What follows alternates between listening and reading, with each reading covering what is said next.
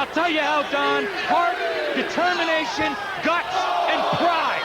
That's what both of these men have in spades. I've got to put these guys over. They are two of the most phenomenal athletes ever to step inside the squared circle.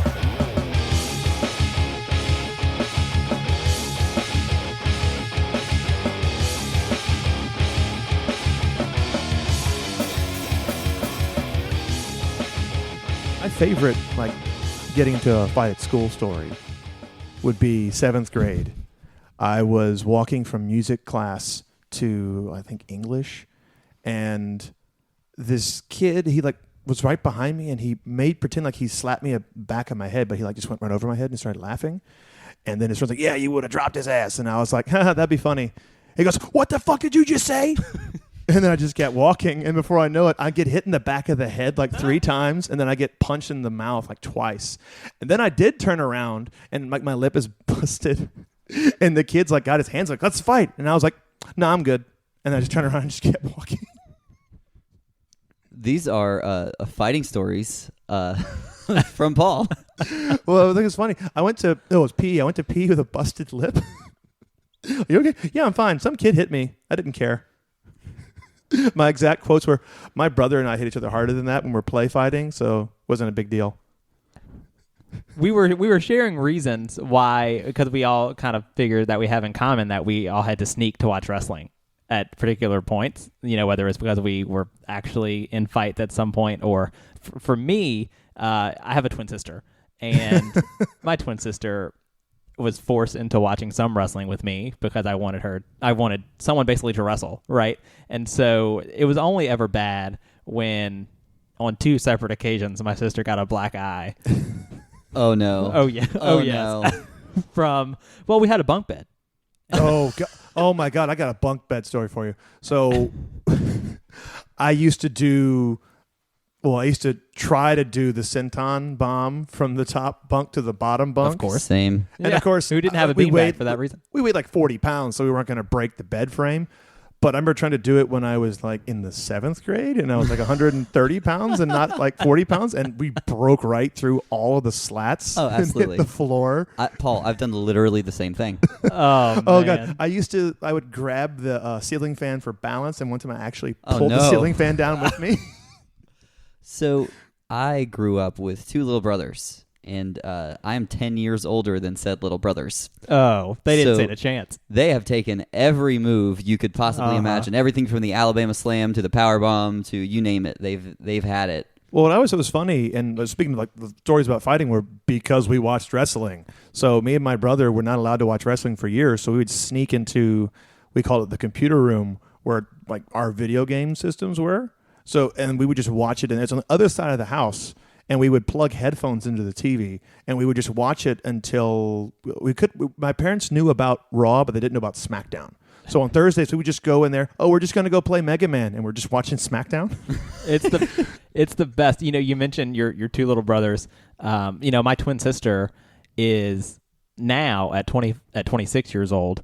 She is 4'9" and weighs 85 pounds or something stupid. So imagine 10 years ago, 15 years ago, Maggie was basically, Stretch Armstrong. She was. That's what she was.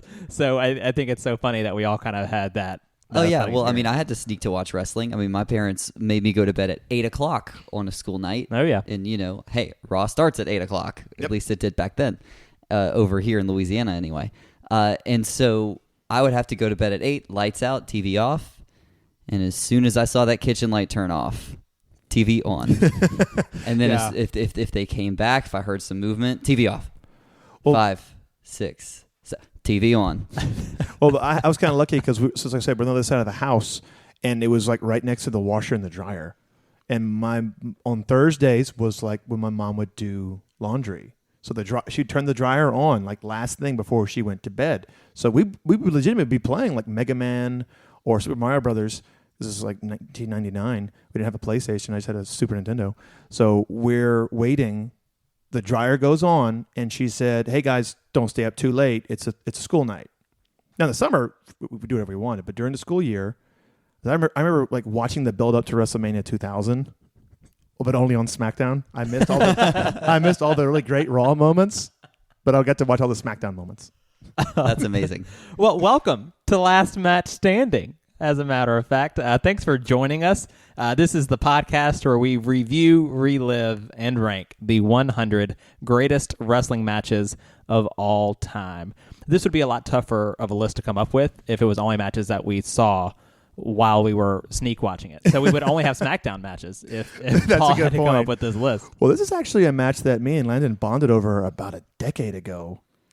Oh, guys, we have a special treat for you this week. It's just one of those matches that, it can kind of slip through the cracks if you aren't thinking about old school TNA. And I don't know how many of you have actually seen old school TNA. This is actually from the second episode of NWA TNA. But if you were fortunate enough to have actually witnessed this match, you know how good it is, and you know that it belongs on this list. This is the first match that we've done that I hadn't already seen. So this is a first time watch for me. We really watched 10 minutes ago, right? So, my takes are very fresh, and they're very, this is the first time I'm not emotionally attached to it. But it is a match that from the moment the bell rang, I knew it belonged on this list of the 100 greatest of all time. Absolutely. And if you can't tell, we're talking about the first ever X Division Championship match, the double elimination match between AJ Styles, Jerry Lynn, Psychosis, and Loki. June 26th, 2002, the second ever episode of TNA from Nashville, Tennessee, the Tennessee State Fairground Sports Arena. Later known as the TNA Asylum. Very good. Absolutely. What I love really about this match is not only are the rules kind of confusing, but there's 3 different officials. There are. Every time there is a fall, they swap out referees. I did not notice that the first time I watched it, and I looked up and said, wait a minute, I thought the referee was bald. So it's 2002, so they do have 3 referees. So you've got, who you got? You have Slip Johnson, right? Yeah, Slick. Scott Armstrong, who counts much faster than he does Yes, in his he later does. WWE days. And then you have special guest referee, who is the one that's designated to take the last fall of the match, and that is Ricky the Dragon Steamboat. I thought it's very fitting that he's going to call. Now, it's a title that he never would have gone for because he was a heavyweight, but just the fact that he's calling an NWA championship match at like an NWA show is a big deal. And they talk about it briefly in the match. They talk about Flair Steamboat, and they talk about other great matches, like other people that have held the NWA title. And they briefly mention how Shamrock won the heavyweight championship the previous week. And I'm like, oh, I forgot Shamrock was in TNA. Well, Paul, you say Steamboat is a heavyweight, and I mean, for the most part, that's true. He's probably over 205 pounds or whatever, however you classify heavyweight nowadays. But the X Division is not about weight limits. It's about no limits. That's and true. It's about a combination of the the hard-hitting style and the maybe the slower-paced heavyweight wrestling style, your traditional wrestling, with what the cruiserweights were doing over in WCW, this fast-paced lucha libre, even some strong-style Japanese elements. It's a celebration of the combination of styles of wrestling, and for the most part, TNA really held true to that in that they let the big boys play with little boys, and you got some amazing, amazing matches because of it. Like my favorite X Division champion is Samoa Joe. There you go. Yeah, sums it up. Was that the official tagline? X Division is not about weight limits; it's about no limits. Yeah, because that's really good. Yep, that That's was really the tagline from day one. So let's go through those 4 people that were in this match again. Oh, I'm happy to go through this. Yeah, let's go through them because it's worth noting. So it starts. Has anybody heard of a man called AJ Styles? Not one time. No, never. Who's this youngster? So I remember seeing this match as a kid, and the first person I actually saw on TNA television. This wasn't the first TNA match I'd ever seen, but I did see TNA before it actually came to Spike TV. But the first TNA match I ever saw on a TNA pay-per-view was an AJ Styles match, and it completely changed my outlook on wrestling. Yeah, my first TNA pay-per-view was Lethal Lockdown 2008. It's actually a really good show. The next year was terrible. No, yeah. Well, if your first show was in 2008, you missed a lot of great TNA. Oh, I know. I missed like the golden era of TNA. Yeah, you really did. They tried to bring it back, but just I think they did so much damage to that brand with Russo and with Hogan and Bischoff. But like 2002 to 2006 is like peak TNA when they were legitimately like, okay, this is serious competition. Meanwhile, everybody up in New York doesn't take them seriously, and they're putting out these classic shows and like classic. And so matches. you say 2002 to 2006 is peak TNA. That's also peak AJ Styles. Oh, I agree. And for me, that's no mistake. Oh yeah, AJ Styles made that company what it is. he did. He built it. Well, coming from someone who knew very little about TNA was that company where I had friends, a very few friends that knew about TNA. You know, WWE was still the big thing, and I didn't have a ton of wrestling friends when I was in school, but there was only one or two of them that knew about TNA. But they made sure that the one guy you knew about was AJ Styles. Oh yeah, like me getting into TNA is it's fully Landon's responsibility. He like when we first became friends a decade ago, it's like, dude, you got to check this stuff out. And at the time, like, oh, I've seen a little bit of this. Like the little bit I'd seen was Lethal Lockdown 2008. And then I think it was like Hard Justice 2009, maybe. I don't remember the exact shows. The shows were not very good. The main event of like that show was this guy was Sting and Mick Foley in a cage match, and it was just sad. I would just like to briefly say that probably, and this is totally off subject, but one of my favorite things in all of wrestling are pay-per-view names. Oh man, I just can't get enough of it. The cheesier they are, the better. Hard Justice. I mean, that's just Don't you love it? It's just the best. Well, I love TNA's like Hard Justice, and they had the one-off Hardcore Justice. Oh yeah. Oh man, sign me up. And I got duped into buying that pay-per-view. And then I watched it. I'm like, who the hell are these guys? And I'm like, oh, that's supposed to be Tommy. Ooh, Tommy. What is So you must be a huge fan of Great Balls of Fire. Oh, come bring it on. Just stomping grounds. You know, give me these just awesome. How about Smackville? Oh God. Can we like not talk about modern pay-per-views, please? I think this has bonus episode written all over it, just going back through these terrible pay-per-view names because Bragging rights. Oh, come on. I like the concept of bragging rights, but the execution was terrible. Capital punishment. Ooh, That's a good one. No. Insurrection. Oh, Insurrection's a great one because it's in the UK. Oh, absolutely. I'll say when WCW ran Capital Punishment in like 1990, it made sense because the main event had Sting in a shark cage. Like, okay, he's not Sting. Had Jim Cornette in the shark cage, so that made sense. Okay, he's being punished because he always interferes in the matches, and then RoboCop comes out.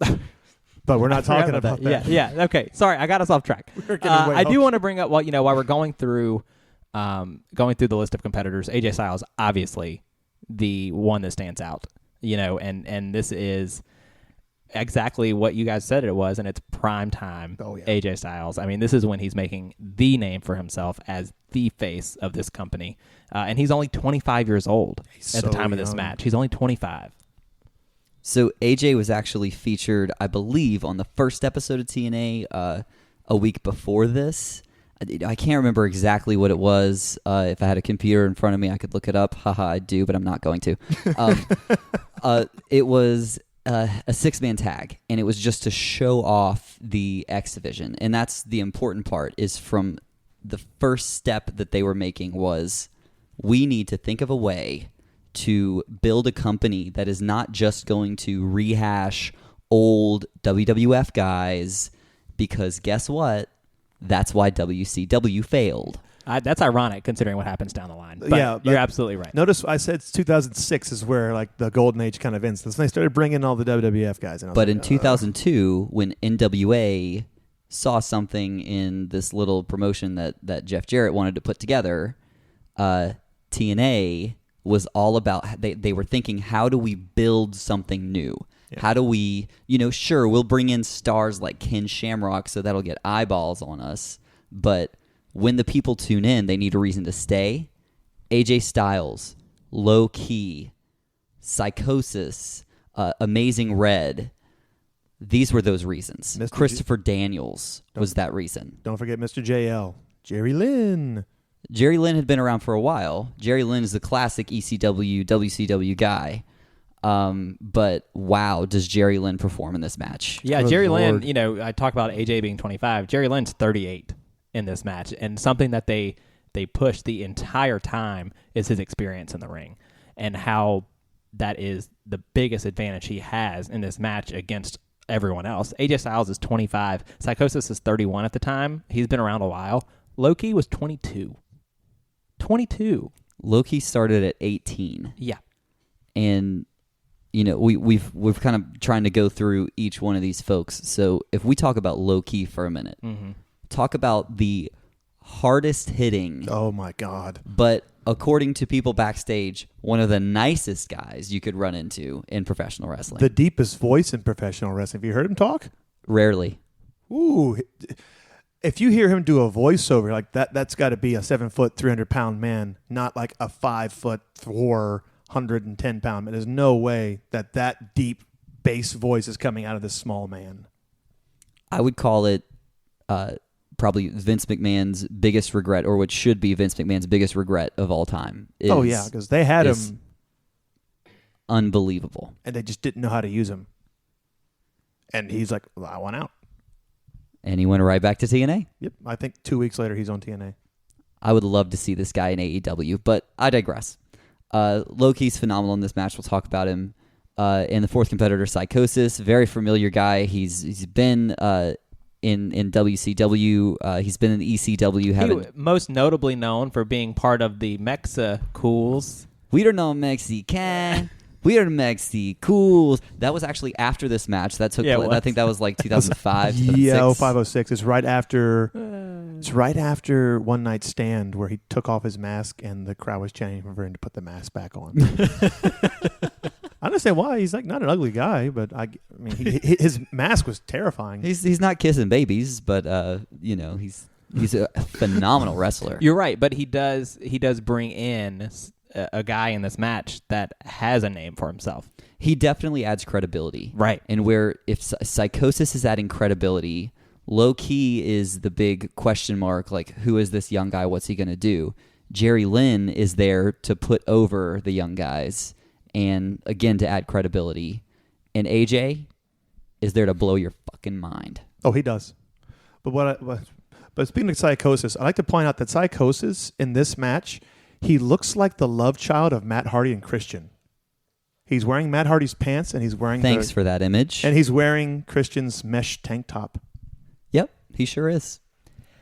There's a lot of things that come to my head with what you just said, and none of them are going to be said. You're welcome. I'm just going to leave that where it is. Paul, why don't you tell us the rules of this match? Because it's a match, something that TNA did really, really well in a lot of ways is they were very innovative in their match types and in how they presented the action. So this is another one that was really interesting and kind of fun to watch. Well, the rules were a little confusing when they explained them. They just mentioned that this is a 4-man double elimination match. At no point in time did they mention only 2 men are in the ring at one time. So I was very confused when I saw 4 men come out in the first 5 minutes. There's just 2 guys. I'm like, I'm confused now. And we get a fall. Like, oh, okay, that's one of his 2 eliminations. Another guy rolls in. Like, okay, this makes more sense now. It's a round robin. They don't say that. They really should have said that beforehand. It was very confusing. Right. And so we start off with AJ and Psychosis. Right. And the way it works is if you win, you stay in, basically. Exactly. And you have almost to like a get gauntlet twice. match. Yeah, almost like a gauntlet. Very good. But how fun was that start with AJ and Psychosis? Oh my God, it's amazing. It's like I forgot how good Psychosis is. I mean, I've always known that AJ Styles is the fucking man, but good Lord, Psychosis just effortlessly doing like monkey flip spots and then like just hopping up on the top rope and then just doing these ridiculous. Like he does a backflip senton, like standing. Let me tell you something. I'm sorry, Landon, to cut you off. There is one thing that all 7 of our matches have in common, and they're so different. Lita and Trish, Eddie and Ray, right? There is one thing that all 7 of these matches have in common. They start fast. Yeah. Oh, it's yeah. extremely fast-paced right off the bat. And one of the things I feel like lends to that is, Paul, do you think this was a 14? Because it definitely didn't look like a 16. I'm talking about the ring size. Oh, I'm not sure. This is pre-six sides, because I know the six-side ring was only a 16. Well, the six-side ring was only a 16 foot. And they just cut the corners off, so it was only like 14 feet from like the two widest parts. I couldn't tell the size of this ring. I wasn't really thinking about that, but It was a little bit smaller than your average ring. I think it was a 16-footer, but because these are smaller guys, it looks like a bigger ring. Because I did not think about it until you asked me, like, oh my God, I didn't think about Well, the size and of at the ring. time, the turnbuckles weren't your typical turnbuckles. I think they had these like long pads They that covered did. the entire They turnbuckle did. corner. And so that kind of cuts down on the ring size too. At least it visually it does. It almost makes it look like a boxing ring when they do that. Sort of, yeah. I think when I was watching it, it looked, because they had a couple of moments in the match where the guys were closer to the turnbuckles than maybe they had planned to be. There was some suplex or some DDT spots that were really, really close to the corner, where the ropes were almost in the way. So it did make it seem like the ring kind of was smaller than maybe they're used to working with. And to me, that just kind of made it feel a little bit more fast-paced. Exactly. You got a smaller ring, you're hitting the ropes a little bit quicker, and these guys are smaller, so they can move a little faster. I mean, Psychosis is known for being flying all over the place. Oh, he flies He does all over. not disappoint. He flies over this match. I kind of put in my notes that trying to call the first 5 minutes of this match move for move would be impossible. You'd have to pause it every 3 seconds just to catch up. But just, good Lord, the athleticism, like in the opening 10 minutes, is outstanding. A highlight from Psychosis for me, obviously we're not going to be able to call move for move. Just please go watch it. Right. A highlight for me was Psychosis doing the biggest leg drop I think I've ever seen. Oh, God, the Psycho leg drop. Oh, my God, it's beautiful. Like, I mean, he must have lost a vertebrae on the fall there because he got some height. Yes. Like, they had a point where AJ Styles does a Hurricanrana from his back. How do you do a Hurricanrana from your back? Well, Don West asked the same question. I'm like, I don't know, Don, because he does a Hurricanrana from his back, and then he hits what I call the best Styles Clash ever. And that was the first one. That was it. The first one in TNA. There it is. He catches all of it, too, and then immediately Loki rolls in. So, yeah, so that's the first fall is a Styles Clash hit for the 1, 2, 3 on Psychosis. So Psychosis exits the ring, but he's not done. Nope. He has one fall. And so in comes Loki, and that's when he hits the Hurricanrana. AJ Styles hits the Hurricanrana from his back. It's ridiculous. And Loki just starts wailing. Yeah, he responds with the hardest kicks I've ever seen in a wrestling ring, or in an MMA ring. Good Lord. Can we see Loki versus Tajiri, please? Somebody go back in time and book that. It'd be amazing. I think Tajiri is still wrestling in Japan. He is. We can have it. We can make this happen. Can we make it a triple threat? Can we throw in Aleister Black? Oh my Ooh. God. The 3 best kickers in the business. I'm in. Yeah. We get one of my favorite spots in the match. Loki puts AJ Styles in the Dragon Sleeper, and then they both roll backwards off of the top turnbuckle, and he just keeps him in the Dragon Sleeper. So whenever I think about this match, this is one of about 3 or 4 spots that always come to mind, and it's just such an inventive thing. I had never seen that spot before, and I'd never seen it since. And it's one of the most dangerous looking things you could possibly do. So I'm kind of okay with knowing that this is my only source for that kind of move. But he's literally on the top rope, falls backwards. Yep. And it looks like maybe he was... I don't know what he was trying to do. Was he just trying to do a Dragon Sleeper from the top? I don't know, but they roll backwards. They roll with it. And it just gets him flush into a Dragon Sleeper. Yeah, it looked a lot like AJ was trying to reverse it, and when he kind of rolls through the reversal. Oh, he just rolls right through. But what ends up happening is it's almost like a reverse DDT because Right. you're in the Dragon Sleeper off the top rope and you fall backwards. AJ hits his head on the mat before they roll over, and it's one of the most brutal looking moves I've ever seen. We're 2 falls in at this point, right? And Don West, who by the way, is at a 10 Oh yeah, he's from at the second this match starts. And before Styles beats Loki in this second fall, he says, "I know we are just getting started, but this is the greatest match ever." Yep. and I'm inclined to believe him. And he repeats that, 10 times. At least. Throughout the course of the match, he just repeats how this is the best thing he's ever seen. It doesn't matter ever, how ever. hype I get about this match. Don West is the hypest guy in the room, no matter what room you're in. Well, I was gonna say I like to point out how Loki gets eliminated after we get a roll through German suplex first off, Which is gorgeous. gorgeous, into like, good Lord, what does he do here? I wrote it down. I'm not sure what he did there. All I know is it looked like it hurt. It's vicious. To get Loki eliminated? Well, he, like I said, he does the German suplex and just rolls with him. Right. And then he does, God, it looked like an inverted like Emerald Fusion. It was vicious.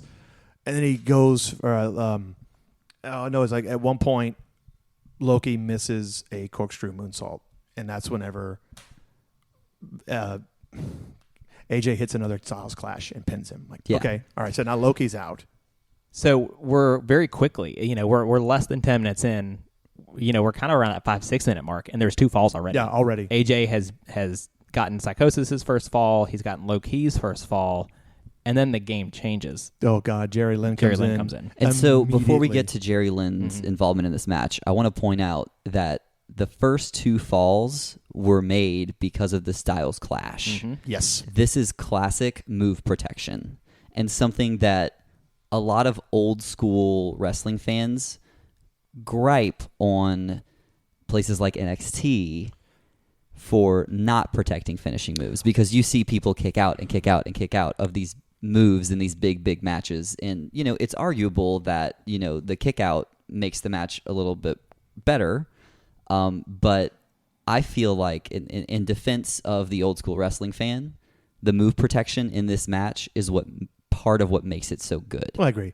And I'll say NXT's gotten a little better with it. I think WrestleMania 34 was kind of the high point of move means nothing when we get 7 F5s in one match, and that's what it takes. That's a good point. Yeah. That's a much more egregious use of, making a move not protected. Yeah, I think at one point Roman kicks out of 4 consecutive F5s. Right. Like, okay, come on. What's the point? We get, and then the 5th one beats him. Like, okay. Yeah, just boring. But I'd like to point out how Jerry Lynn comes in the ring, immediately hits the cradle pile driver, and gives AJ his first elimination. And that's definitely the most brutal pile driver I think I've ever seen. It's so scary. It's insane. And so if you don't know what a cradle pile driver is a typical pile driver, you pick the guy up and you fall backwards onto your butt, and so it looks like you've slammed their head into the ring. Not a cradle pile driver. A cradle pile driver is you pick the guy up and you add more pressure by cradling your arm between the guy's legs, almost like you do with a schoolboy. Yeah, and it sort of looks, when I saw it today, it sort of reminded me of Cesaro's neutralizer. I was just going to say, think the neutralizer, but you drop them on their head. Right. Exactly. Instead of falling face first with it, you drop them right on their head with a pile driver, and it looks brutal. And Jerry jumps when he does it, too. Oh, yeah, he does. It's scary. Every time I saw it, I'm like, oh, God, Steve Austin, Owen Hart. Ugh. And when Styles takes a move on his head, he always pops up. I don't know how he does that shit. Strong neck bones. Like a bungee neck. Boing! Well, if you see, anytime you see RVD take something, he just bounces. Spring-loaded RVD neck. taking the RKO. I could watch that on replay over and over again. action. Yeah. So Styles starts the match. He gets 2 eliminations. He works hard for him. But they're pretty quick. He gets rid of Psychosis. He gets rid of Loki for their first falls, and then Jerry Lynn comes in, hits that cradle pile driver. Styles is gone just like 10 seconds. 10 seconds. And then immediately Psychosis does a top rope missile drop kick to the back of Jerry Lynn's head.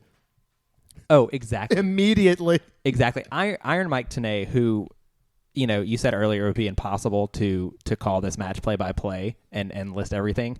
Iron Mike does a damn close job of getting all the spots. He's got as his he working goes. boots on tonight. But he says something sort of right in between that AJ Styles and Psychosis matchup, and he says, "You can't get away from the experience." Oh no! From Jerry Lynn, and that's the story. That's the story that keeps progressing throughout the course of this match. Along with the way that Jerry Lynn presents himself and the way that he handles the other wrestlers in the ring, you really get the sense that he is the senior. He is the veteran. He is the guy to beat in this match. Oh, yeah. And Jerry Lou, he moves like impossibly smooth in that ring. He does.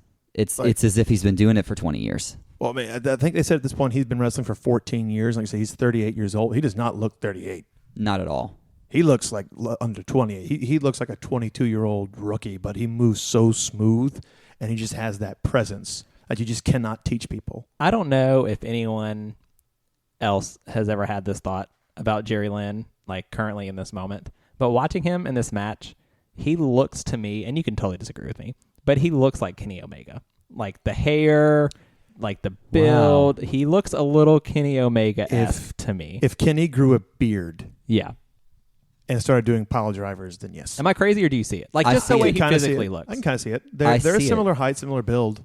Their styles are very different. Yeah, not the way they wrestle, just how they physically look. I think there was just a moment where Jerry Lynn was laying on the mat and his hair was all wet from competing, and I was just like, I see that. No, and I think there might be a little bit more to that. So it is the look.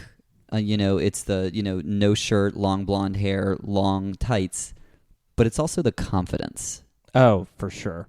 Yeah. I see it. Because Jerry Lynn's not a big guy, but he's got the confidence that just makes him seem like he's a much bigger person than he is. And you take, that's exactly right, because you take everything he does in that ring legit. Like, oh, yeah. It is for real. Well, speaking of legit, we get the first non-scary suicide dive of the podcast by Psychosis. It only took us 7 episodes. The first one that didn't make me go, oh my God. I saw it. I was like, oh, that's beautiful. And then he does tuck and land on his back. Like, he knows how to do this. Hey. One of the things that I found very interesting during this match is the number of empty seats you saw around the stadium. This is only the second episode of NWA TNA. Nobody really knows what this is going to be. And so I don't know if this is just all the wrestlers' friends and family, or this is Jeff Jarrett giving away tickets on the side of the road, but how lucky are the people in that room? Oh, incredible. They're seeing like history right now. This is But it speaks to, I mean, for me, it makes me think about social media. And it makes me think about how much easier it is to get your name out there, to promote yourself. Because if a company, we're seeing it right now with AEW. Great point. AEW is selling everything out. Yeah. If AEW was in 2002, they probably would have the same sort of issues. But TNA, so. It's very similar because they have big names. They're doing innovative things. They're the new thing, the next big thing. They're exciting, but there's nobody there. No, this is back in like the word of mouth era. Like that's how you got the word out. You just told people, and fingers crossed they show up. And they don't get me wrong, they had a decent crowd in there, but I feel like this building could have held a lot more than they had in there. But like that small, they didn't light the crowd, so you can't really see like how many empty seats are in there. True. But these are some passionate wrestling fans. They are also at a 10 the entire match. Yeah, it's fascinating to me. You could put people that had never seen wrestling before, didn't want to be there, literally had to pay them to sit there, and they would have been on their feet for this match. Oh, I think so. I think so. And I was going to point out like one of my favorite Don West quotes. After that suicide dive, he just kind of goes, "Who do you even root for in this match?" And I have written down here, "I don't know, Don, but this match is great." So, not long after that, we see another cradle pile driver, and Psychosis is eliminated. But before we get the Psycho leg drop, though, oh, it's beautiful. The Psycho leg drop. So, and keeping in mind, we already saw Psychosis in the ring earlier. He was eliminated with AJ Styles, Styles Clash, and so this being the second pinfall, Psychosis is eliminated from the match, and now we're down to 3. Right. So for those of you keeping a score at home, Jerry Lynn has not gotten beat yet, so he's got no falls. AJ and Loki both have 1, so we're about halfway through the match, and Jerry Lynn is the odds-on favorite. And then Loki returns, and I just wrote, he kicks the hell out of Mr. JL. Good Lord. This is Japanese strong style. Oh, perfect. Yeah. And I just felt like, can you imagine if Loki was like was 22 now? I wish Loki was 22 now. I wish Loki was in AEW kicking everybody's heads That's off. exactly what I just wrote down here. I said I could see him right now in either AEW or even in NXT, just putting on just showing this is how you do this style of a match. Don West is like we've said, all over it. This whole match. I love Don West. But this is during this moment, this sort of Loki's back in the ring. They're going back and forth. He says something that I love that needed a little bit of explaining, actually, from you guys. But he says, $9.95? Can you believe this? He goes on for 5 minutes about this action's only $9.95. Like, we already ordered the damn pay-per-view. Shut up. Well, okay, but at the time, worth explaining, yeah. NWA TNA was a weekly pay-per-view. And so you'd pay your $9.95 and then you'd get a single episode. And then you'd have to pay $9.95 again next week to get that episode. Still cheaper than buying the $50 pay-per-view. That's what comes once a month. And absolutely worth it. Oh, yeah. Every penny. Because it's 2 hours. Every episode was 2 hours of programming. And you had, 2 hours of Raw that you get for free on USA Network, and then you'd have to pay the $40, $50 for the pay-per-view every month. But like Paul said, this actually ends up a little bit cheaper because you get a pay-per-view every week that is WWF pay-per-view quality matches on your weekly programming. They go all out. I forget how many they ran before they got TV. They would go all out every show because they're only running one show a week so they can rest. Exactly. But I'll tell you who's not resting, Loki, who hits a top hope Hurricane Rana. And Jerry Lynn rolls right through. It's so beautiful. It's a really, really incredible spot. And to the point, that's a good point, is we haven't seen a single rest hold. No. This match has been fast-paced from the get-go. And it sort of lends itself to that the way that it's structured, right? Because you have guys leaving and coming back. And we talked a little bit about this in actually last episode. So an interesting thing to point, we're looking at the list here. We have 6 matches. In the last episode that we did, Charlotte versus Sasha versus Becky was the first non-singles match that we covered. And this will be the second. And in matches like this, they tend to be slightly more fast-paced than your singles matches because you're able to give everyone a little bit of a break in rotation. Exactly. So it's built that way just in a regular, triple threat like last time. And you see that a lot with triple threats and fatal four-ways is everyone kind of takes their turn. But the way this match is built is it's a structured break for these guys, right? Like the first 15 minutes of this match, I think the longest anybody spends in the ring is just over 5 minutes. And then the second 15 minutes is just AJ and Jerry Lynn. And even then, they're not doing rest holds. They're just beating the shit out of each other. But I was going to say, after JL rolls through the Hurricanrana for a pin, I have Loki responds with vicious kicks. Oh, vicious is an understatement. And then JL responds to the vicious kicks with a vicious enziguri. And so one of the most impressive things about Jerry Lynn for me is his ability to reverse anything, any situation, any move you got, he's got a counter for it. And probably the most interesting situation we got in this particular match was whenever Jerry Lynn is on the outside on the apron and Loki's on the inside and goes just to kind of spear him off onto the floor. And Jerry Lynn jumps above him literally at the last second, twists his body in midair, and hits a hangman's leg drop. I still don't know how he did that. Blink and you miss it. Perfect timing is how you do that. We had to watch it in slow motion. We literally took it back and watched it in slow motion. And I was still going, how? And shortly after that, we get the third cradle pile driver to eliminate Loki. Well, hang on. He goes for a cradle pile driver, which is reversed into a triangle hold. Oh, that's right. Yeah, so it's reversed the first time, and it looks awesome. And then we get our first powerbomb of the night whenever Jerry Lynn picks him up off the ground and powerbombs him. Oh, the running powerbomb? No, that comes later. He does it. He picks him up with the triangle hold, and then he powerbombs him, and we get the closest 2 count we've seen thus far. Then we get the third cradle pile driver, and that eliminates Loki. And so continuing on with this theme, right? So the only things to eliminate people in this match are the Styles Clash and the Cradle Pile Driver. And once AJ comes back in, they point out at this point it's been roughly 15 minutes, and I'm like, we're only halfway through this match. Because now we're down to the final two. Final two. At this point, JL has not been eliminated, but AJ has. So AJ only has to be pinned or submitted one time, but Jerry Lynn has to be beaten twice. I loved how they built this. It's absolute genius match design.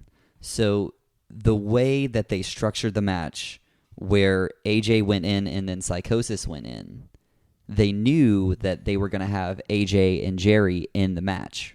So they intentionally had AJ go in first, and set up with the Styles Clash, getting Psychosis out there. And then, he's going to go through and they're going to show off Loki, and then they're going to get to Jerry Lynn. Jerry Lynn eliminates AJ Styles, lay the groundwork. Quickly, exactly. which is important. It doesn't give too much away. Which gives AJ plenty of time to recover for the marathon that they have whenever he comes back. But what I love, I even wrote it in my notes, is just that the showcase of the other three men was so good. I forgot AJ was in the match until he comes back in the ring. I was like, oh, yay, Jerry Lynn is the first ever champion. Oh, wait, sorry. We got 15 minutes left. It's almost like we got 8 matches in one, right? Or Pretty 6 much. matches in one, however many individual matches we get. The only matchup we didn't get to see that I would like to have seen was Loki versus Psychosis. Ooh, that's a good match. That would be scary. They saved their best for last. We were talking about how good it was getting to this point, but the best was yet to come. I just love AJ comes in the ring, immediately hits a discus clothesline, and then just goes, Styles Clash! Ah! And then gets a tilt-a-whirl backbreaker from Jerry Lynn. How about that tilt-a-whirl backbreaker? Boy, you won't find a bigger fan of a tilt-a-whirl backbreaker than right here. It's only the second time we've seen a tilt-a-whirl backbreaker on this show, and I wrote down, this one might be as good as Eddie's. It's so good. It's beautiful. It's just beautiful. And then we have an equally beautiful springboard twisting splash into a parallel Lynn. And AJ absolutely lands on his face. It's great. It's completely on his face. Yeah, it was brutal. And then one of my favorite things after that happens is Jerry Lynn's in the corner, and AJ runs up and he does a moonsault off of his chest. Yes, back to the center of the ring. Oh.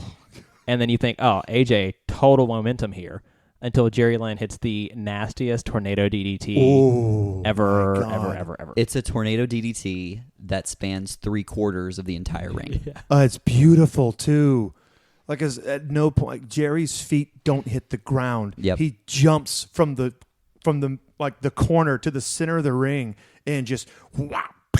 And AJ's pogo stick neck. Oh, it bounces up again. Spring-loaded action, man. Good Lord. So I'm glad you brought up that he jumped up on Jerry Lynn's chest for a moonsault. Or was it the referee's chest? It was Jerry Lynn's chest. While he was in the... This reminds me of a beautiful, hilarious spot from good old Tyler Black. Oh, my God. I was just about to talk about this. Okay, so I can tell by everyone's face that you know what I'm talking about. If you haven't heard this story, it's amazing. It's a good one. Okay, so you can look it up on YouTube, Tyler Black backflips off fan. So I can't remember who was he against in this match. I don't know. I don't remember. So Tyler Black, who is Seth Rollins, if you don't know, and I don't remember what promotion this is, but I think it looks like they're in a gym or something. All the lights are on wherever they are. It's they're outside of the ring, and the fans are making this love circle around them, and there's this rather large, rotund gentleman near the ring. And Tyler takes this opportunity to literally jump on this guy's stomach and moonsault off of it. Well, I love the guy doesn't even flinch when he does it. But if you watch it, he's like, "Come here," huh? And then he just runs up, moonsaults off of him. It's gorgeous. Anyway, this is sort of reminded me of that spot. It's internet gold. Had to share it. That moment was made for a GIF. That, it really was. Oh, we're totally going to post that on the Twitter feed. Oh, for sure. But yeah, so you get this incredible tornado DDT. But then, right after that happens, AJ Styles hits the Styles Clash on Jerry Lynn to kind of tie up the match. And again, we're down to the final fall, and we've only had decisions from Styles Clashes and Cradle Pile Drivers. Exactly. And actually, before he hits the Styles Clash, Styles goes for a suplex, and Jerry Lynn lands on his feet. So what does AJ Styles do? But grab onto that neck and hangman neck breaker. Oh, it's beautiful. It's absolutely gorgeous. Like when I was just getting into wrestling, I wanted to do something similar to that, but then I learned the hard way that in order to do that move to everybody, they have to be smaller than you. Yeah, pretty much. It's also a really dangerous thing to try to do whenever you've been in a match for 20 minutes. It's difficult. Well, But it's they just make it- another move that shows you the pun intended impact There you go. of I see what you of did this there. matchup. Well, this is pre-impact pre-impact. TNA, It's but yes, there's a lot of impact in this match. The way there are no pulled punches No. from the first bell. It's hard hitting the whole time. Absolutely. And then we just get Don West screaming, "I've never seen anything like this in my life." So AJ hits the Styles Clash, which again, now it's 3-3 on pinfalls, right? We've Yes. had 3 Styles Clashes for 3 pins, and 3 cradle pile drivers for 3 pins, and no one's kicked out of one yet. So No. those moves are legit. And I wrote in my notes that I had to like pause and catch my breath here because like the action never stops. We're like 22 minutes into this match and it has not stopped once. It's just high pace and it's not like boring. It's not spot fest. It's like everything they're doing has meaning. I feel oftentimes when people talk about matches like this, oh, it's just a spot fest. It's just them doing flips. Like, no, it's not. Like they're telling a story here. The story is, what the hell do I have to do to beat this vet? Like AJ is doing everything he can think of just to stop Jerry, and Jerry has an answer for everything that he does. And I love this moment in the match, right? Whenever it's almost at a reset period where it becomes sudden death. Exactly. It all comes down to this. Ricky Steamboat comes in to call the last fall. And it starts with about a dozen near falls. Oh my! Oh yeah, just back and forth. Like Spencer, you said when we watched the match, like they're making Ricky like earn his money right here Mm-hmm. because they do about 12 near falls, And then immediately go into a double clothesline. And it's beautiful. beautiful. Now, Iron Mike Tenay, who, I just have all the respect for. He's so good. When we did the Eddie and Ray match, we talked about how Mike did such a good job setting the stage and telling the story of the family history with Eddie Guerrero and the luchador history that kind of brought up the importance of the mask being on the line in that match. Well, he does the same thing here when he talks about the history right here in this moment when they're kind of at this reset and everyone's kind of getting on their feet. They're realizing what we're watching right now is important and is a classic. And Mike just goes on for a little while about the history of the NWA, the champions that have come through and held NWA titles. He talks about the Funks. He talks about Steamboat. He talks about Flair. And then he says, years from now, guys are going to be talking about Lynn and Styles. Well, he's right because we are Here we are. 18 years later. But what I love is after this happens, we go to the outside and we get a standing moonsault to the outside, followed by a standing moonsault into an inverted DDT. Absolutely gorgeous. I stopped myself because I was just about to say vintage AJ Styles, but then I hated myself, so I decided to pause. Continue. But it is. No, This is one of the moves that made AJ Styles. You didn't see. I've never seen that move before. Seeing AJ Styles in the middle of the ring. It took me a good 30 seconds to pick my jaw up off the floor when I saw it. Exactly. Because I'm like, ooh, he did that like at WrestleMania last year. But like he doesn't break that out very often now. But I forgot back then this was like a regular This was spot for a him. standard AJ Styles move, and you not only did you expect to see it, you demanded to see it every time AJ Styles is in there because no one else was doing that. Mm-hmm. And then we get, hands down, my favorite moment in this entire match. Jerry Lynn pulls AJ off the top rope into a vertebreaker. But like he holds it as he spins around like he's as a submission. He's going to do the vertebreaker. Then AJ tries to reverse it into a hurricanrana, and Jerry throws him off his chest. Like, no, you're not getting me like that. Then he goes for another hurricanrana attempt, which Jerry has him up in a power bomb.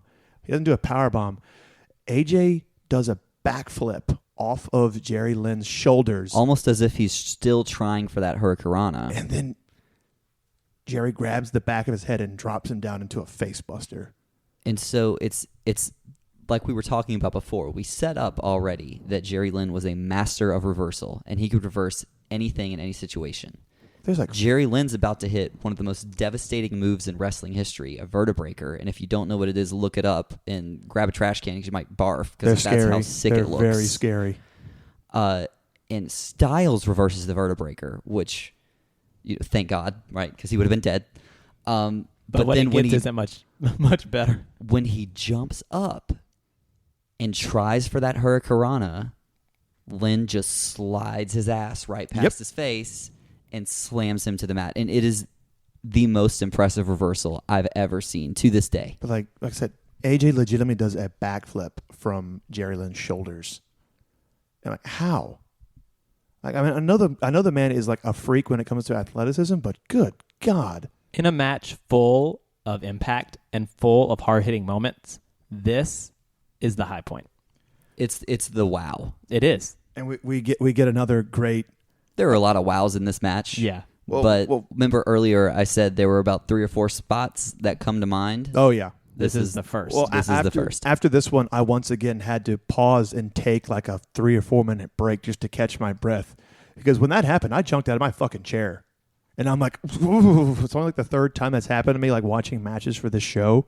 Coincidentally, 2 of the matches are ones that I either had only seen once or had never seen before. And I'd only seen this match once, like 9 years ago when you made me watch this DVD with you. Uh-huh. And at the time, I didn't know who either of them were, so I didn't really care. But here we are 10 years later. I'm like, oh, my God, these are 2 of my like low-key favorite wrestlers of all time. Like, these guys are both in my top 10. And the commentary team does an excellent job in this match. And they do AJ Styles and Jerry Lynn a great service. Oh, yeah. By comparing them to Ricky Steamboat and Ric Flair. Oh, yeah, and then Don West says, I wouldn't be surprised if they crown both these men champion from what we're seeing. And I'm just like, please, can we have 2 champions? And AJ comes across as the huge underdog in this match. Oh, yeah, absolutely. Jerry Lynn is reversing everything he's going to throw at him. And you can see some frustration building up in AJ, and whereas Jerry Lynn is keeping his cool, and he's just like, throw anything you want at me. I'm here to win. And it's really impressive the way that you see the frustration building in AJ, but it's almost like he's like, okay, well, I'm gonna come up with something else off the top of my head. That's the innovation that you see from this guy, and that's why they call him phenomenal. Oh yeah, we get a beautiful fireman carry into a neck breaker by AJ. How about the 90-degree DDT? So it's almost like you think about how Randy Orton does the one off the middle rope. We'll try AJ Styles on the top rope. And it's a perfect 90 degrees, and AJ falls right perfect on the top of his head. Brutal.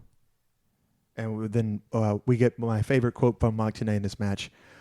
We are only 3 seconds away from crowning the first ever X Division champion. And all 3 announcers are counting along with the referee at this point. I honestly forgot there's a third announcer. There were 3 announcers for this I match. legitimately don't even have his name. Yeah, I'm not sure. I don't recall them ever saying his name. Sorry about that. It is what it is. Yeah, if anyone knows who that third guy was, let us know. Let us know. Please tweet at us. Because as of right now, it's Mike Tenay, Don West, and random voice in the back. And that man is what I wrote down. Yeah. But you're right. It's a great quote because everyone knows at this point it could happen at any moment. Oh, exactly. And this title, this championship, this brand new championship, because of the way this match has gone, it automatically means something. And it's credible because of how hard these guys have fought for it. And just after everything they put each other through, my only complaint about this match is that Ricky Steamboat's, like when they're both down, his count is way too fast. It is really quick. He's like up to 5 before I'd even be at 2. And then you watch it and go, oh shit, we gotta get up now. And then you immediately see them both kind of scramble to get up. And but they kind of make up for that because this is the one and only rest hold we see in the whole match. 25 minutes into this 30-minute match, we get the one rest hold, which is less than 30 seconds long. So you see a sleeper hold very briefly, and that kind of sets up the end of the match. So how do you end a match where you've seen everything? and you've seen absolute innovation. You have no idea what's coming next. How do you end that? You give them something you haven't seen. That's exactly right. Well, there hasn't been that much top rope offense in this match. There really hasn't. Then we get a gorgeous superplex, followed by, I swear this was 3, but like Ricky says, like, nope, that was only 2. Only 2. Even though he did hit down for a number 3. Like, this is the closest 2 count I've ever seen in my entire life. I've been watching wrestling for 20 years. Good Lord, that was close. And like the crowd is just at a 10. No, I'm sorry. No. The crowd's at a 12 at this point. We're 27 minutes into this match, and they're at a 12. And they just stay at a 12 until long after the match ends. Well, when AJ Styles goes up to the top rope, I think that's the loudest we've heard the crowd the entire time. Yeah. Yeah, and Mike Tenay. These men are both modern-day gladiators. And we get a corkscrew leg drop off the top rope, which Styles just call the spiral tap. And it's what a great name. It's like Spencer said, it's something that we've never seen before. No. And whenever you've set up prior to the match these 2 moves that could do it, right? You're expecting either the cradle pile driver or the Styles Clash to win this match. And you know that you're just waiting on one of those to come up. And when they see AJ Styles go up to the top, which they did not see prior to this, no, they know something huge is about to happen. And it's just a beautifully written match. He does, like I said, the spiral tap, and that's what we get 1, 2, 3. And I remember going, he didn't win the Styles Clash? And I'm like, oh, that's because Jerry Lynn reversed the Styles Clash 4 times in this match. He had it scouted.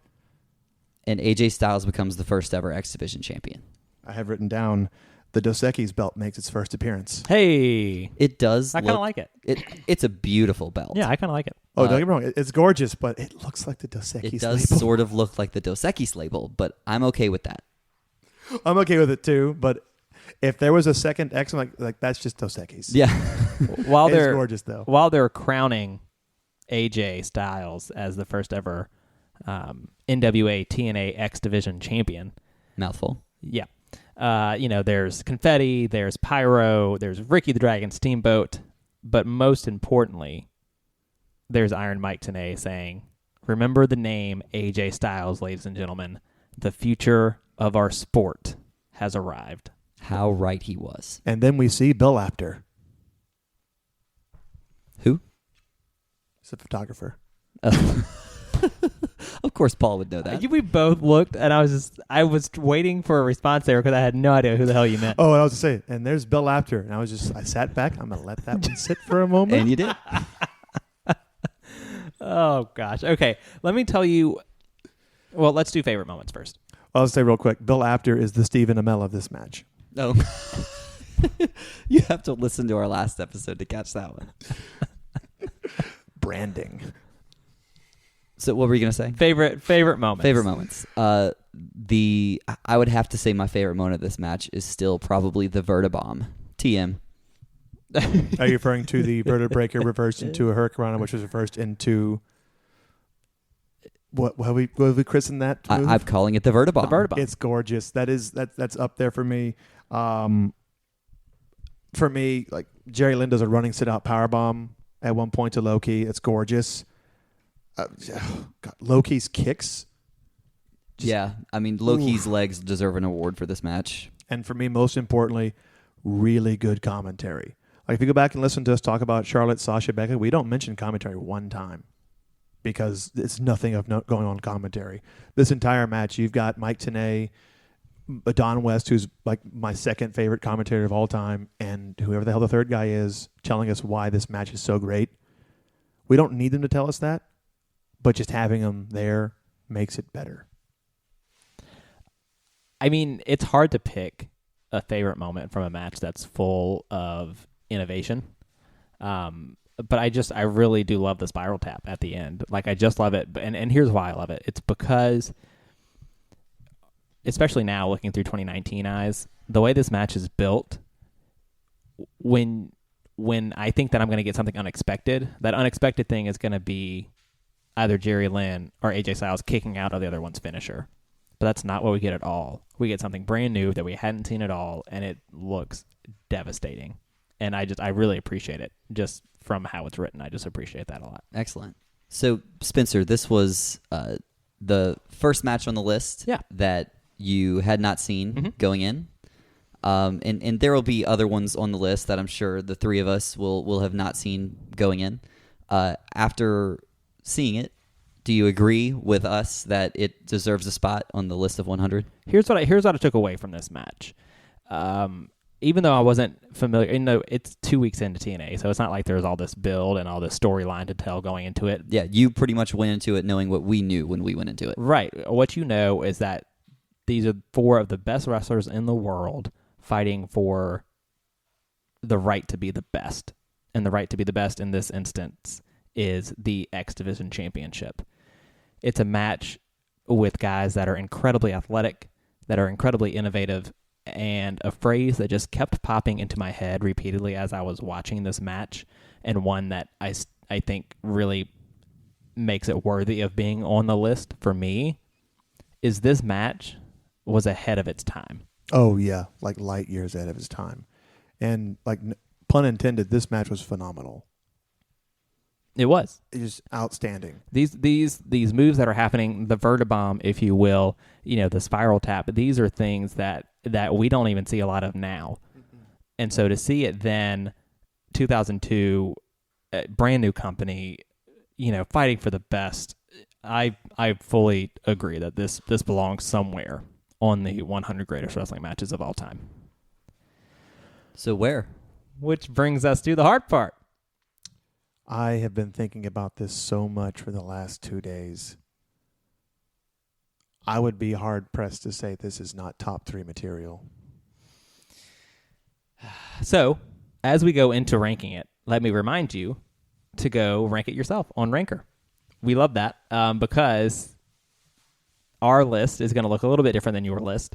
But that way you'll know going in to what, going into each and every episode, what we have to put up against, where we're trying to fit this current match into the list.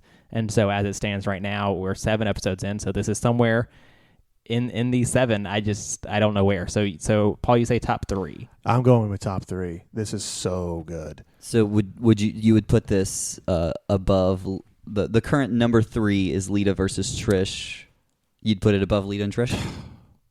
I want to put this above Hart and Austin. Wow. Honestly, my gut reaction is like, this is number 1. Just like, and this has no build. This has no long-term implications as far as story like those 3 matches have. But the in-ring quality is so high. Like we're not going to find another match with the work rate of this one. Like the work rate is so high. Okay, so you're going number 1? Yeah. Number 1. Okay. I'll let you be the decider this time, Landon, I think. Is that okay? Sure. Yeah, I think that's fair. That's fair. Yeah. I don't think it's number 1. I understand. And like, remember, Shawn Michaels is my favorite wrestler of all time, and I'm saying that these guys did a better job than he did. I think it's phenomenal. I do. Pun intended. Totally. But part of why I love professional wrestling is because of the story. Oh, yeah. I mean, it really is. And the fact is, these guys tell a story in the ring. This match is not void of story. No, it's a beautiful story too. It's there, and it's a good one. I don't think it's 1. I do think it deserves to be on the top 100. I'm putting it above Triple H and Foley. I'm putting it above Eddie and Ray just because it was a longer match and it was innovative, and I really appreciated it for that. I'm gonna put it at 4. That's where I'm putting it, right underneath Lita and Trish, and it's because of the implications that match had. Lita and Trish. This match is a big moment and it's a big deal, but looking back on it, 18 years later, what I get from it is AJ Styles. Oh yeah. I get one person out of the 4. That's what it makes me think of. Not that the other ones weren't phenomenal. Oh, they no, weren't they're great. because they were. But to me, this is me looking back and thinking how great AJ Styles is. Now, feel free, tell me that I'm totally wrong here. I'm totally fine with it. But in my mind, I'm going to put this at 4 because the quality of the match, the quality of the wrestling, absolutely deserves to be somewhere, especially in the middle of this list towards the top. But that's kind of where I stand right now. Spencer, I am shocked that you put this match above your baby. It hurt my feelings. I didn't like it. Charlotte, Sasha, and Becky is the match that Spencer chose for us to review. Well, here's okay. Quite fair. I caved a little bit because I kind of feel like I'm fighting a losing battle, and I haven't even heard Landon. I have no idea how he feels, but I feel like the listeners out there, I would get a little bit of slack for putting Charlotte, Sasha, and Becky above this one, even though I personally enjoy that match a little bit more than this one. But that's how do you feel? That's my personal How do taste. you this is your personal take. Paul's got his, I've got mine. We're gonna put them all together to determine where it goes. What's your real take on this match? It's 5. It's underneath it. Okay. That's fair. And it's not that I don't like this match because it's very good, but I was never attached to it. Hey, look, I saw this match 9 years ago, and I forgot about it until yesterday. And right. That's actually a really good point. And I understand that because it's the first time I've seen it, and it is 2019, and I didn't watch it in 2002. Yeah. I think that does change how I feel about it. Maybe if I watched it live when I was 9 years old, I would feel like, oh, I imagine that this would have it's the best thing that's ever happened. Oh, I agree. But it is great, and it is innovative, and it is ahead of its time, and it does deserve to be on this list. But personally, yeah, I'll bump it down to 5. Yeah, sure. Okay, so Spencer would put it below Charlotte, Sasha, Becky, but above Eddie versus Ray. Yep. This match is really difficult to place for me. It's very different from what we've done in the past. Oh, it's night and day. It's really night and day. So you've got to, whenever it comes to a match like this, you need to look at what is it the closest to on the list, and is it better or worse than that? I feel like it's closest to Eddie versus Ray. Yes. And Eddie versus Ray, while telling a compelling story and having some truly phenomenal moments, didn't do quite as much for me as this match did. This match left a lasting impression on me personally, we'd have to go up from there. Charlotte, Sasha, Becky, it had insane implications. Lita versus Trish had insane implications for wrestling moving forward. But this match set up AJ Styles as the guy. And guess what? He's still the guy. Yeah, yes. He is. Yes, he is. He absolutely is. So that's implications for me. But I don't think this match changed the game as far as pro wrestling as much as Bret Hart versus Steve Austin. So I would put it right in between you guys at number 3. Number 3? Okay. You would put it above both of the women's matches. So I would. Okay. So that's where it goes. And I think, if that's middle ground, I think that's probably. Oh, that's kind of. My initial reaction was like right there, but then I thought about it. I'm like, God, I love Bret Hart and Steve Austin, but good God, they did not work quite as hard as these 4 men did. And like I said before, I love Shawn Michaels. Shawn Michaels is my favorite wrestler. I don't care what kind of wrestling fan that makes me sound like. Fight me. But God, he wasn't doing this kind of innovative stuff. If you want to fight Paul, you can add him on Twitter. Definitely at Paul. But okay, so we've got it at number 3. The first TNA match on the list makes it all the way up to number 3. It's absolutely incredible. I was not expecting it to perform that well. I'm very happy that you guys liked it. I hope all you guys listening liked it. I hope if you haven't seen it, you're able to go find it. I know it might be a little bit more difficult to find because it's not going to be on WWE Network. This is the first match that we've done that's not going to be on WWE Network. But there are a couple of ways to do that. I know Paul found it on YouTube, maybe with a watermark. It's not very good quality, but you can still you can follow the action very, very well. TNA has a similar archive, sort of like WWE Network. You can subscribe to, and there are some real classics on there. We'll cover more TNA matches as you guys send them to us, and as we find them as well. But right now we have 7 of the 100 greatest wrestling matches of all time ranked, and it is now going to be my personal vendetta to find us a women's match that goes above this. All right, yeah. Just so because you we know, that's my personal vendetta. We had a women's match in the top 3, and it just got bumped down. So what have you got next for us, Spencer? Come on. I mean, I know where I want to go. I'm gonna hold off until it's time, but I know exactly where I'm gonna go for that one. All right. But boy, I mean, thank you both actually, because this was a whole lot of fun, and I loved watching this match. And I think part of the fun of this podcast, for us doing it, and especially for the listeners, is hopefully they're going to run into matches that they haven't experienced before, that they haven't seen. So they're going to get introduced along, with me in this case, and we're going to be able to do a deep dive on these. They're definitely not unheard of matches, but they're matches that absolutely should be considered one of the 100 greatest of all time. And what we'd really love to do is we'd love to watch more matches that maybe none of us have seen that you guys consider some of the greatest matches of all time. So if there's a New Japan Pro Wrestling match that you know of that deserves to be on the list, please let us know. If there's a ROH match that deserves to be on the list, let us know. There's stuff that we haven't had that exposure to, but we want this podcast to be a platform for you as well. So let us know. We'll watch the matches and we'll rank them for you. So that's at Last Matchcast on Twitter. Let us know what match you want to hear next. Yeah, you can also email us at lastmatchstanding@gmail.com. You can find us on Facebook at the same as the Twitter account. You can find us on Ranker, like I talked about, if you want to rank along with us. That's really, really fun for us to see where you guys put it, because I would like to know that everyone listening agreed with me that this should have been number 5 below Charlotte, Sasha, and Becky. But really, I mean, already we're only 7 matches in, and the Ranker list looks very different than ours. Oh, yeah, very, which very different. Doesn't question our credibility at all. I think we're just fine. So stop asking.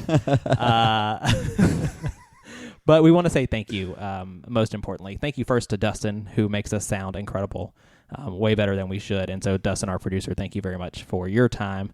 But also the listeners, thank you very much for traveling along with us. This is so fun for us to do. I hope you're having fun with it as well, whether you're listening to us on Apple Podcast or Spotify or Stitcher, or where else are we at? Anywhere on the world that you're listening to us via podcast. Thank you for that. Feel free to review us.